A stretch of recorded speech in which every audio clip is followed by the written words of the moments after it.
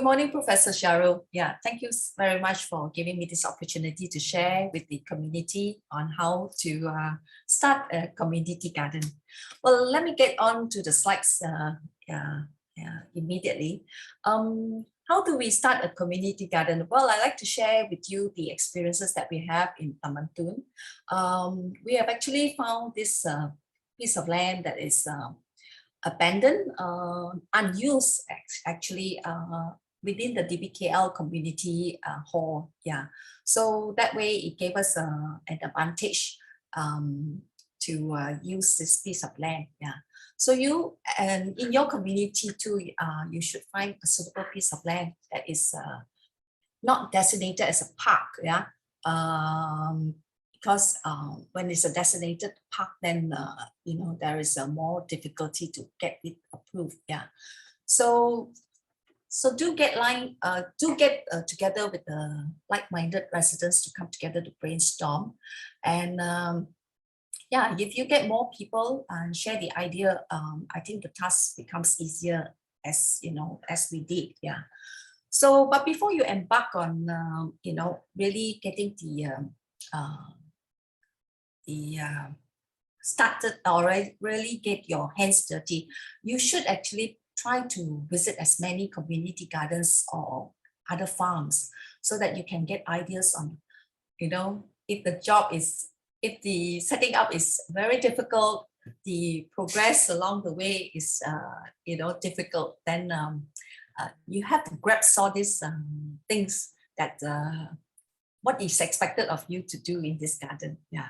So I would strongly suggest, we have actually visited so many farms. That time, when we started in 2017, there weren't that many organic community gardens. So we traveled as far as to even Johor Bahru, to Ipoh, to have a look. But now I think there is a lot more community gardens and farms that you can actually visit. Yeah. So next step is to find out who owns the land. Yeah, so it might be the local authority in your place. Yeah, so if that is the case, then it's easy to write to them, make an appointment, and write to and discuss with them on the usage of the land. Yeah, if it belongs to the developer, you know, it can also be you know, an opportunity to meet up with the developer and how to go about it. Yeah, so do seek permission from the authorities, because recently a lot of residents have been embarking on this on their own without the proper permission, and you might face some challenges, you know, in case the authorities come to you know, stop you from continuing with your ideas. Yeah, so it is very important to get permission first. Yeah. So of course, the next step is to set up a committee. Yeah, so those who are eager, you should get them involved, brainstorm as much as you can, so that you'd like to set up the some objectives for your farm. Yeah, so some ideas are like, should it be organic? But we would strongly suggest you to go organic, because that is the purpose of setting up a community garden. Yeah, yeah, to go organic, so that you will benefit from the produce that you get. Yeah. So other objectives that you like to set up, you know, it should be listed down, so that, you know, members are aware of this. Yeah. Now, then the next step is to, you know, decide on the layout. What I meant by the layout is that, for instance, if your land is a rectangle, then it's quite easy in that sense. Yeah. But if it is a L shape, like ours is an L shape, because our land is actually along the perimeter of the tennis courts. So then we have to decide, you know, where is the barn, the resting area, where is the entrance? Yeah, to start for. Where's the entrance? Where is the best position to put the rainwater harvester? Yeah. Where do you put the composting area? Yeah. So don't forget, the composting area has got a little bit of stench because of the food waste, Yeah, but if you are not using food waste, then it's not such a problem. Yeah, but this is part and parcel of the learning curve of the community garden. So composting is very important. Yeah. So these are things that you have to map out. And just to share with you, this is how we did it. Yeah. So if you see, we have vegetable patches, and then we have banana circle, we have the nursery, rainwater harvester, the shelter where we can meet up with the volunteers. Yeah. So I always tell my friends that nothing is carved in stone. So, but the layout is very important so that if there's any changes, at least it's still workable, you know. Yeah. So we have actually moved from this also, but the basic is there. So it's good to plan all this so that our volunteers will come later. You know, sometimes we have volunteers who come later, then we'll be asking, oh, what are you going to do here? What are you going to do there? You know, oh, should we plant this here? Should we plant this there? You know, so if you have map out, more or less you all know what's happening. So that's an easier way. You don't have to have any arguments. You know what I mean? Yeah. So with the community, you have to be mindful of that. Yeah. So there you go. Our land on the left-hand side is just plain weeds and grass unkept for like 30-40 years. Yeah. Then after we have set it up, this is how it looks like. Yeah. And then when we took over, or when we started the place, yeah, we use whatever materials that we can get our hands on, because we are also not funded. Yeah, most community farms are not funded. Yeah, even if you can get permission from the local authorities, some states give some funds, but for us in KL, we do not get any funds. But we managed to get some bricks from the DBKL, so we make use of the bricks as raised beds. Why we have to use the bricks as raised beds is because the ground is very, very hard. We cannot chanko. Generally, it's like that because this land is, this particular piece was actually a dump site for the construction materials. So when we chanko, it was too hard. So in order not to waste our energy, we decided on raised beds. Yeah. So on the left, this is what we did. We make use of whatever materials we have.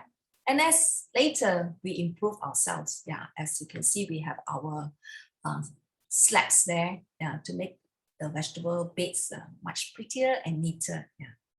This is our entrance to our farm. So of course, take this opportunity to welcome you all. Okay. Next, we have the key infrastructure that you would require. Yeah, water, definitely very, very essential for vegetation. Yeah, water is definitely, because you will face with hot weather. Yeah, so when we first started, we didn't have any pipe water because we are quite isolated at the back of the community hall. So, and we were not given water from the hall because there was no budget to build a pipe for us. Yeah. So we have to think of solutions. Yeah. So rainwater harvester was the key thing. Yeah. So this is one of our rainwater harvester. We actually have 2 sets of it. Yeah. So we try our best to build whatever. Again, you know, we use our materials because we do not want to spend too much finance. Yeah, we you know, so everything we try to get on our own. Yeah. So sometimes you can find sponsorship, yeah, for rainwater harvester. Yeah. So when you sign up with the authorities, they have partners there. So you can actually discuss and find out whether there are any partners that can help you to sponsor the like the rainwater harvester. Yeah. Okay, for composting. Yeah. Again, we, like I said, you know, we went to a few farms and to have a look. So we also try out ourselves because we work within our means. Yeah. So we do composting because number one, there are many free materials in our neighborhood. We have leaves, dry leaves. You know, your local authority has got the workers to help sweep the floor, the dry leaves and the grass. Yeah. And then we call out to the residents to contribute, deposit their food waste, yeah, to us. And then there are lots of cafes in our neighborhood, and I'm sure in your neighborhood, where you can collect fruit peels, also, yeah, and coffee grounds, yeah. So these materials are all actually free, yeah. So it is the easiest way and the best way because it reduces the landfill, yeah, and all the benefits of helping the environment, yeah. Yes, this is another key item. You need a store. Ours is not as pretty as this, yeah, but I'm just giving an example that this is a very cute one that you can in fact even have a roof garden.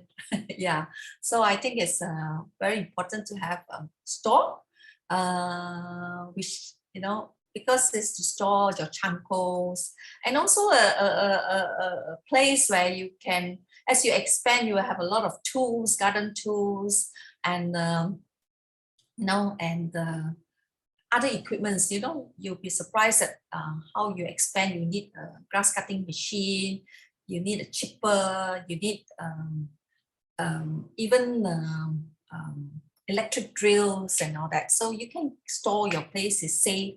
So you are then, you know, happy with the decision you make. Yeah. Okay. Next is what do we plant? Yeah, in the garden. Yeah. I always encourage my friends to plant what we all enjoy to eat, what we all like to eat. Yeah, not plant things that, you know, good to have, but you don't, yeah, you cannot bear fruits. Yeah.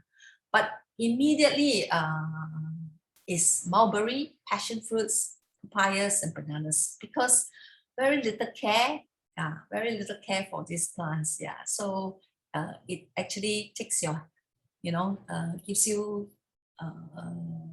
no effort really, not much effort really. Yeah, so once you plant all these trees down on the ground, you lay out already, like when you plant one banana tree, you will have a lot of anak already. Yeah, and if you plant one papaya tree, a good one, you have a lot of fruits, right? Yeah. So these are very good, and when your compost is ready, you can just put compost on the ground. Yeah. So other helpful plants, many people will tell you, is the neem, because it can help you to repel insects eventually, and moringa, which is a superfood. Yeah, so these are very good to have kind of trees. Yeah. Next is the flowers. Yeah, flowers are great to create biodiversity. Yeah, cosmos and marigold are good for insect repellents. Yeah. And there are other companion trees, plants, I would say, yeah, like the Indian borage and the mugwort. Yeah, these are good to put in between your, like for instance, if you plant brinjal or lady's fingers, you can put them in between. That's why we call them the companion plants. Yeah. So, okay, if you have good land, size land, yeah, then we suggest you to have fruit trees, yeah, but don't grow the fruit trees from seeds. Yeah, it'll take many years to mature and to give you harvest. Yeah, so choose very good but crafted trees. They're easier to manage. Yeah, spacing is very important. If you plant fruit trees, try to have them about 8 to 10 feet apart. Yeah, Vegetables are easy, yeah. So do bear in mind that climates that need trellises, yeah. So just to share with you what are the flowers and fruits that we have, yeah. So once your garden is established, you might want to think about activities that is convenient to your place. Yeah. So we have exchange once a month, weekend markets, and workshops. Yeah. So workshops like how to do composting, how to to bring the community together. We have, like, for instance, how to do gardening workshops, because many people are interested to learn. Yeah. And also you can also get the young people to come and organize some other workshops, like how to do body soap, how to do tote bags, things like that. Yeah. So this is our book exchange, yeah, and composting workshop, as I shared earlier. And yes, early child learning is very important. There are lots of kindergartens, preschools, and your neighborhood.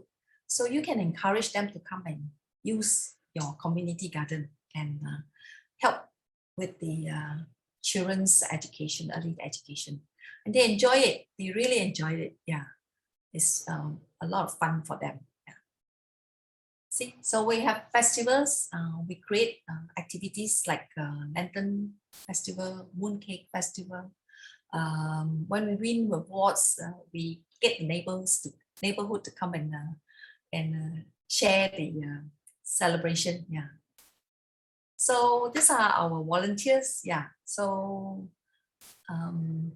just carry on with the activities as you grow, and your garden will be flourish, and you will have a lot of you will definitely have volunteers coming to your place. Yeah.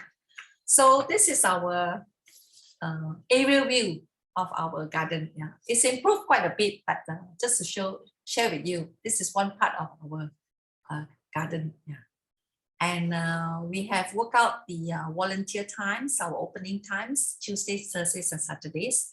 So the same with you all, try also to see what is the best time for your community, because otherwise you might not have, unless you have somebody who's willing to spend every day. Yeah. So, but it is good to have a timetable. Yeah. And that's it from us, TTDI Edible Garden. We hope the presentation has been very useful to you. If there's any questions, you can always contact me. Yeah. Thank you.